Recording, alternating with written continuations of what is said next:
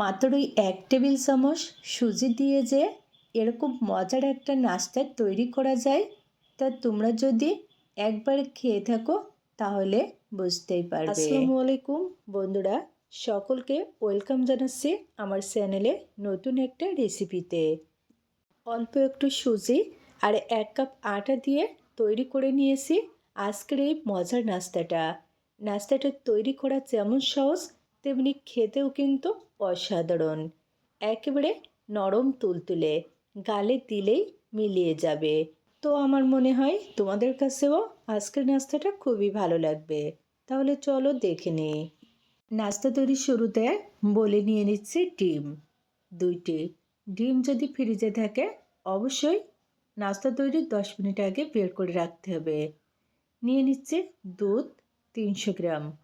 দুধ কিন্তু আগে থেকে জাল করে ঠান্ডা করে নিয়েছি। নিয়ে নিচ্ছি টেস্ট অনুযায়ী লবণ। এখন সব মিলিয়ে 2 থেকে 3 মিনিট ভালো করে নেড়ে চেড়ে মিশিয়ে নিচ্ছি। এমনভাবে মিশিয়ে নিব যেন ডিমের কোনো লাম্পস না থাকে। এখন নিয়ে নিচ্ছি চিনি 2 টেবিল চামচ। এখানে চিনিটাও কিন্তু ঠিক একইভাবে নেড়ে চেড়ে মিশিয়ে নিতে হবে যেন কোনো রকম দানা না থাকে। মিশিয়ে নেওয়া হয়ে গেছে। এখন নিয়ে নিচ্ছি আটা। আজকের নাস্তাটা কিন্তু আমি আটা দিয়ে তৈরি করছি, কারণ তবে তোমরা চাইলে কিন্তু এখানে আটার পরিবর্তে ময়দাও নিতে পারো। এখন কিন্তু আটা ময়দা প্রায় একই রকম। এখন এরকম একটু সময় নিয়ে ভালো করে মিশিয়ে নিচ্ছি যেন কোনো রকম দলা না থাকে। ব্যাটার অনেকটা পাতলা মনে হচ্ছে, এই জন্য আবারও 2 টেবিল চামচ আটা দিয়ে দিলাম। বন্ধুরা, সব মিলিয়ে এখানে আমার আটা লাগছে 350 গ্রাম। বেশ কিছুক্ষণ ধরে খুবই ভালো করে মিশিয়ে নিয়েছি। ফাইনালি কিন্তু আমার ব্যাটারটা এখন রেডি।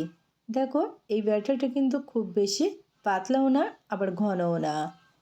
প্যানে নিয়ে নিচ্ছি 1 টেবিল চামচ ঘি।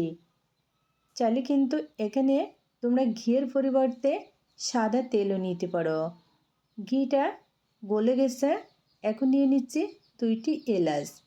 30 সেকেন্ড মতো ভেজে নিয়ে নিচ্ছি সুজি। এখানে 2 টেবিল চামচ সুজি নিয়েছি। চুলার আঁচটা মিডিয়াম টু লোতে রেখে সুজি ভেজে নিচ্ছি। এরকম করে একটু ভেজে নিলে সুজির যে আলাদা একটা কাঁচা গন্ধ আছে সেটা কিন্তু আর থাকবে না। তবে ভেজে কিন্তু কালার করা যাবে না। জাস্ট এরকম হালকা একটু কালারটা চেঞ্জ হয়ে আসলে ভাজা হয়ে যাবে। তো এখন এর ভিতরে নিয়ে নিচ্ছে গুঁড়ো দুধ 1 টেবিল চামচ। গুঁড়ো দুধ কিন্তু আগে থেকে দেওয়া যাবে না, এরকম শেষ পর্যায়ে এসে দিতে হবে। আর 2 টেবিল চামচ নারকেল কুড়ানো। তবে এখানে নারকেল কুড়ানো অপশনাল, চাইলে দিতে পারো, না চাইলে স্কিপ করতে পারো। আর সবশেষে নিয়ে নিচ্ছে দুধ। দুধ আগে থেকে জাল করে নিয়েছি। এখানে প্রায় 300 গ্রাম দুধ দিয়ে দিলাম। এখন চুলার আঁচটা মিডিয়ামে রেখে এরকম অনবরত নেড়ে চেড়ে নাস্তার ভিতরের পুরটা তৈরি করে নিচ্ছি। 1 চিমটি লবণ দিয়ে দিলাম। 200 গ্রাম পরিমাণ চিনি দিয়ে দিচ্ছি। অর্থাৎ এখানে তোমরা যেরকম মিষ্টি খেতে চাও ঠিক সেরকম চিনির পরিমাণটা বাড়িয়ে কমিয়ে দিয়ে দিবে। আর হ্যাঁ বন্ধুরা, আরেকটা কথা হচ্ছে, সুজির পুরটা যখন তৈরি করতে হবে তখন কিন্তু এরকম অনবরত নাড়তে চাড়তে হবে যেন দলা বেঁধে না যায়। পুরটা কিন্তু রেডি। এরকম একটু নরম থাকতে নামিয়ে নিব, কারণ ঠান্ডা হয়ে গেলে শক্ত হয়ে যাবে। প্যানে কয়েক ফোঁটা তেল দিয়ে দিলাম, সাদা তেল। এখন বিরাশ দিয়ে এরকম চারিদিকে ছড়িয়ে নিচ্ছি। প্যান রেডি, 1 চামচ ব্যাটার দিয়ে দিলাম। ব্যাটার দিয়ে চামচের সাহায্যে এরকম ঘুরিয়ে রুটির শেপ দিয়ে দিচ্ছি। আসলে আজকের নাস্তাটা তৈরি করা একেবারে সহজ, তবে খেতে অসাধারণ মজার। এখন ঢাকনা দিয়ে 2 মিনিটের জন্য ঢেকে দিলাম। আর এই পর্যায়ে কিন্তু চুলার আঁচটা লোতে রাখতে হবে। দেখো উপরটা কিন্তু প্রায় শুকিয়ে এসেছে। এখন অল্প একটু তেল চারপাশ দিয়ে দিয়ে নিচ্ছি। এতে করে নাস্তাটা অনেক বেশি ক্রিস্পি হবে। উপরটা কিন্তু একেবারে শুকিয়ে গেছে, তো উল্টে নিচ্ছি। 1 থেকে 2 মিনিট এরকম একটু উল্টে পাল্টে চেপে চেপে রুটিটা ভেজে নিব। এতে করে নাস্তাটা অনেক বেশি মুচমুচে হবে আর খেতেও বেশ ভালোই হবে। দেখো ফাইনালি কিন্তু নাস্তায় দারুণ সুন্দর কালার চলে এসেছে।